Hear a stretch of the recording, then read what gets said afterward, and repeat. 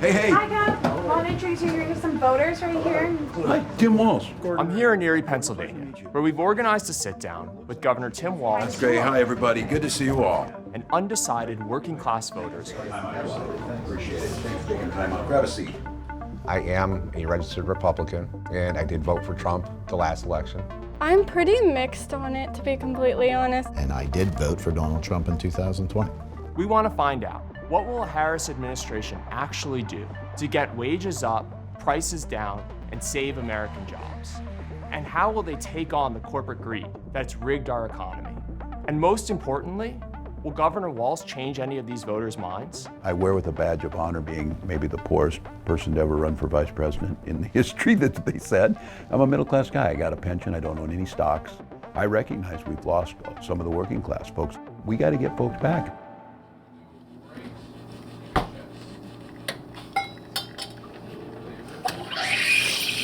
I'm Gordon Rohde. I'm third generation farmer on our farm. I'm also I'm a retired AFL-CIO, skilled union laborer. So I haven't really totally made up my mind, but I'm leaning more for Trump, I think, because of the situation with the economy. So how'd you get back on the farm, if I can? I worked construction full-time and farmed with my father. So my sister and I own it now together, and we're still operating. What do you raise? We have beef cattle. What should we do to make it easier? What would be the big thing? I think the biggest problem now is the price of the equipment has become so expensive. When fertilizer went from $4.50 to $9.50 a ton, that was devastating, And then our chemicals tripled at that time also, My farmers are getting about $4.10 a bushel for corn. That's what they were getting when grocery prices were 30% lower. They were still getting $4.10 then. The farmer's not getting any more money on this. Now, input costs went up for that farmer just as much as they went up for the middleman who's in there. Corporate profits have seen a bigger rise at any time in our history. So it's as simple as this. Somebody in the middle's taking more money. They're asking for a tax cut in the middle. Farmers aren't getting the money, and they're passing on the cost. So she's talking about stopping the price gouging on these things, making sure the prices are fair, making sure wages are keeping pace with that. And then It's no secret that Democrats have lost working-class voters, especially rural Americans. What stood out about Walz's approach to winning them back was his knowledge of their lives and specific struggles. He got into the weeds of farming with Gordon. Farm bill, what do you guys do on crop insurance? What equipment do you need with potatoes? Like, how do you bring them in? Is it like sugar beets? You still make a living off 50 head. Yeah, correct. 2,000. Yeah. And the details of trade policy with Dan. So my name is Dan Hand. I work at Mack Trucks in Macungie, Pennsylvania. I am a registered Republican. I'm going to support who's going to support labor. Volvo just announced that they are building a plant in Mexico. Yeah. And it's going to be building both Mack trucks and Volvo trucks. And everybody's really concerned about potentially losing our work. Yeah. And we're wondering as far as what the administration would do to help strengthen our plant domestically as opposed to with what's coming out of Mexico. Yeah, no, this was a big deal, and this is a double punch to you. In many of these cases, these folks were given a tax break, your tax dollars, tax breaks, to then offshore your job. And look, this started in the 80s and the 90s when we were saying that we would start shipping these jobs overseas, and then all of a sudden we started seeing the decline. Thousands of auto workers in swing states are worried about whether their jobs will be shipped to low-wage countries like Mexico. And who they vote for will depend on who they trust to renegotiate flawed trade deals like the US-Mexico-Canada Agreement or USMCA. The other concern as far as like NAFTA 2.0, the USMCA. Yeah. I mean, look what happened with John Deere. They wound up losing a lot of work. A lot of rhetoric. And look, Donald Trump picked up on this. He picked up on that there was frustration. We were frustrated because the jobs left and all that. They told us that they were going to fix this, and it didn't get any better. We lost 6 auto manufacturing plants under President Trump's presidency. We've gained back 20. So I think being very clear that we end the policies that incentivize them to do that. We re-incentivize those that are willing to invest here. And things like the Inflation Reduction Act, the CHIPS Act, and things like that, they are working. They are starting to come back. Those 2 laws, passed by the Biden-Harris administration, invest trillions of dollars in bringing manufacturing back to the U.S. after decades of offshoring. People like Jamie Sychek are on the front lines of those global economic shifts. Jamie Sychek, I am a skilled trades card holder of the UAW. It's coming up on my 30th year. I work in a steel mill in Butler, Pennsylvania, and we make a unique product that's electrical steel for transformers.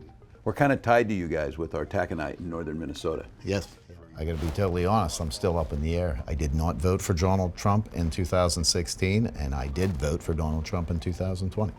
Over the last 50 years, American steel jobs have been decimated by cheap foreign steel.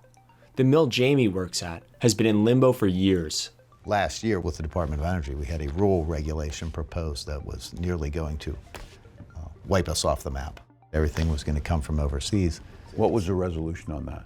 The resolution ultimately was this past April. The rule accommodates the products that we make for this. But this is the heartburn I have.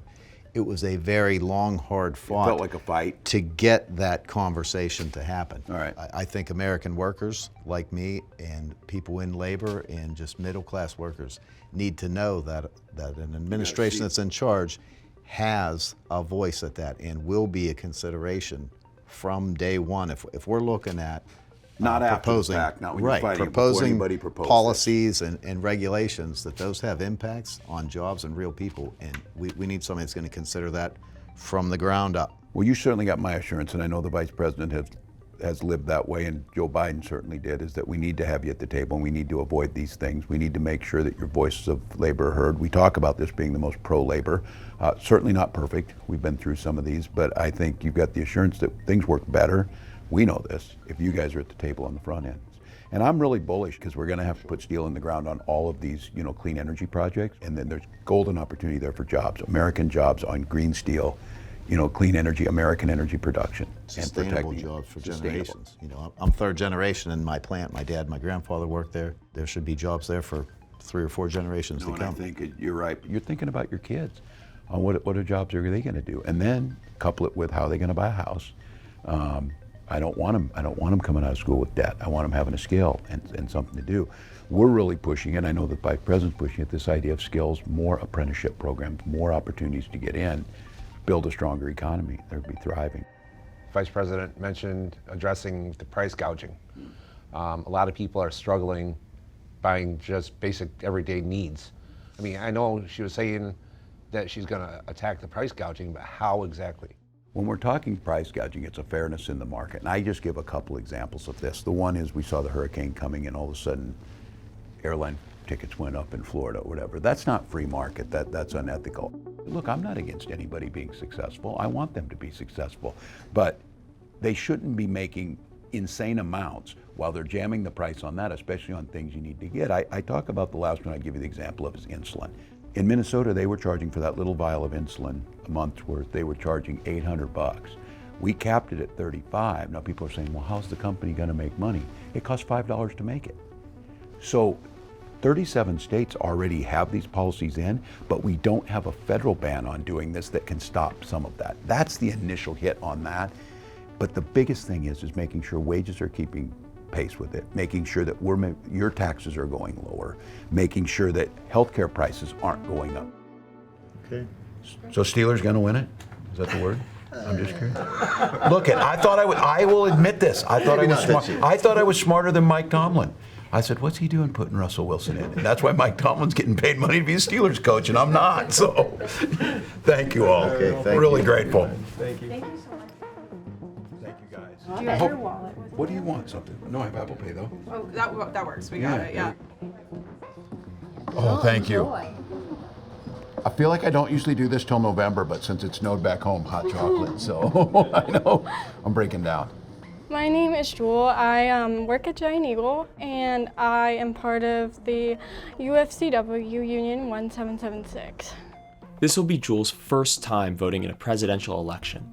She's currently undecided. I work as a personal shopper, so every day I go around picking out groceries for one or more people, and I see people are restricted just based on what they can buy at Giant Eagle because of how prices are at our store. We talk about this a lot, the cost, and especially after the COVID pandemic, a lot of things like groceries, the prices went up. How do you hear people talk to you about it? I get a lot of negative feedback from our customers about the prices, and I wish I could do something to change them. It just is unfortunate that we are in a place right now where the prices aren't like they should be. We're hearing this from folks, and the Vice President talks about, making sure price gouging stops, but just as importantly, making sure that taxes are fair for you rather than the top. I would like to know, how does your administration plan to implement less taxes on wages and overtime? Yeah, and making sure the Vice President put out a proposal that 100 million Americans will receive a tax cut. If you're making less than $400,000 a year, which is pretty much everybody I know, your taxes won't go up. And I think we've been very clear on this. We're targeting our tax cuts and our tax relief by asking the folks that are at the top to pay their fair share. Folks that are making tens of millions, many times they pay a much smaller percentage, if anything, on federal tax because they have ways. And I think what we're saying is it should just be fair. They should pay their fair share, and we should make sure the burden doesn't fall on this. Yeah, I agree. Yeah. If you were sick on a day, can you get off work? Yes. You get paid for it? I do not believe so, no. Yeah, so those are the types of things, like in Minnesota we did it, the Vice President's talking about this, because it's hard. Like, you think right now if you got sick for a week, how do you pay the bills then? Yeah. If you can't get paid. So we're talking about, for workers, making sure those proposals are out there. Are those types of things that make a difference, like when you hear on voting? Yes. Yeah. Yes, I would definitely say so. Healthcare or women's reproductive rights and things. How, if I can ask, and feel free to answer however you're comfortable with on there, how do you see that as that discussion's happening? Like, whereas abortions happen, I feel like they are justified as long as it's not being taken advantage of. And I just believe that should be there for medically necessary needs. No, and I thank you for trusting me with the answer, because I said this is one that, and I would just say how I feel and how the Vice President feels. We feel very strongly that that's your decision, that you should have the freedom to do that with your doctor. Yes. Well, the first vote, are you excited about it? I am very excited about it. It matters, right? Yes. And so, well, I hope that the Vice President and I can earn your vote. After our swing voters talked to Walz, we wanted to know, did he change their minds? What's that growing season look like? I didn't think he would be so down to earth and have the ag background and have the knowledge of the union trades and everything. So Does it change the way you're thinking about things? yeah, I think it does. I think I've definitely got to sit down and do some thinking. I have a lot more faith in this Harris and Walz administration's outlook for us. So it's given me a lot more to think about. I'll be totally honest. Jewel had to take off for her shift at work, so we called her later to get her take on the conversation. Are there any moments that stuck out for you? Well, I liked that he asked me about my opinion on abortion. It just really helped me decide kind of who I maybe want to vote for. It just kind of helped my opinion in that way. And so I know you went in undecided. What's your feeling coming out of the conversation? I definitely feel like he was just so genuine, and he was definitely like good answering my questions. So I just feel like I can definitely lean towards that administration. Having more so labor-friendly people in the NLRB is a huge thing. Yeah. And I've seen some things swinging in a positive way. We just want to keep it going that way. And you feel like the Walz-Harris administration will do that? I'm hoping so. And so when you go to cast your vote, how are you going to vote? I'm going to vote for Harris and Walz. Gordon, Dan, Jamie, and Jewel are the types of people Tim Walz and Kamala Harris will have to persuade to win on Tuesday. Working class people, many of whom voted for Trump in 2020 or didn't vote at all. Seeing how his conversations had changed minds, I wanted to get his reaction and understand his approach. Well, look, it tells me that we have got policies. These folks are concerned about the things that we knew they're concerned about. They want American jobs here. They want to be paid a fair wage. They're thinking about things like health care, and they're thinking trade policy. How did these jobs leave? They're not asking for anything special or out of the ordinary. They're asking for really a fair shake. Yeah. The thing that I take from these conversations is we've got to do a better job to talk to them about what our policies are and where we're at. We've seen that working class people sort of move away from the Democratic Party for whatever reason over the last few decades. Yeah. How do you bring those people back in? What do you have to do to change the perception of the Democratic Party? Yeah, we hear them and see them, make sure you're clear about that, and then understand why they got that perception, because a lot of folks, they don't know who to blame on this. In my opponent, Senator Vance talks about these communities been gutted out. They have, because of venture capitalists who gutted them out and sold them to larger companies. We've got to go to them face to face and talk about why do we stand with them, what do we believe is fair. We got to give better examples of like, look, farmers aren't making this money, truck drivers not making this money, corporate profits went way up, they're making that money. This is not us being anti-capitalist, it's us being fair in the market, because that's distorting things. And then I would say this, something we saw in Minnesota, you've got to have results. You can't talk about it. You got to pass legislation that impacts people in a way that they see it. You got to get it done. You can't just talk about it. Yeah, Governor Walz, thank you so much Thanks for your so time. much. Appreciate it. Appreciate it. It was great. Thank you, guys.